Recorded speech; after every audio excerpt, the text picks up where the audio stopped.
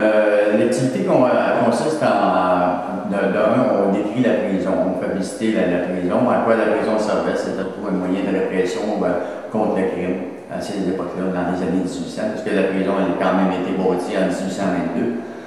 Elle a ouvert ses portes en 1822. De 1816 à 1819, elle a été en construction pendant 3 ans. Suite à ça, quand on se promène, on part du début, on fait tout le processus de l'incarcération des détenus. Comment ça se passait, l'administration, la fouille, les papiers, les empreintes digitales, la photo, tout ce qui était raccordé à la personne, les affaires personnelles. Ensuite, c'était de lui donner ses vêtements, les cachots, les sous-bassements, les oubliettes, communément on appelle le trou. On fait vivre exactement l'activité aux personnes qui viennent pour les sensibiliser à qu'est-ce que c'était vraiment dans ces années-là de faire de la prison, qui est quand même, qui aujourd'hui a très bien évolué et qui n'est plus quand même avec les mêmes aspects physiques et psychiques qu'on avait ou qu'on retrouvait dans ces années-là.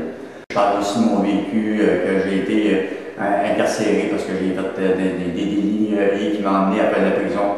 J'ai fait de la prison pendant 14 ans et demi de temps, dont 14 ans et demi.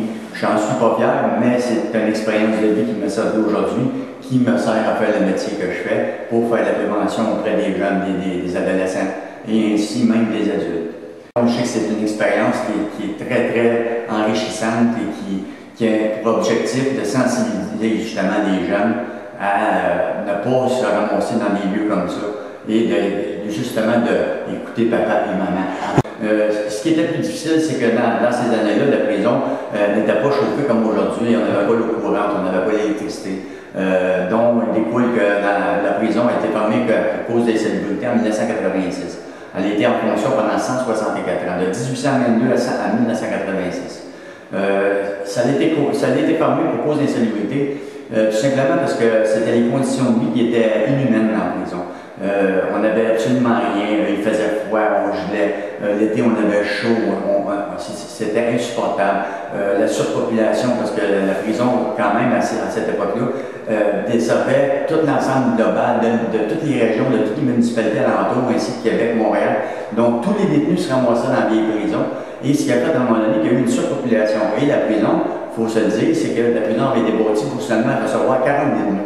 Et à un moment donné, dans les années 1900, on s'est ramassé jusqu'à des 120, 125 détenus, à 130 détenus. Donc là, on était rendu par cellule à coucher 7, 8 par cellule des détenus.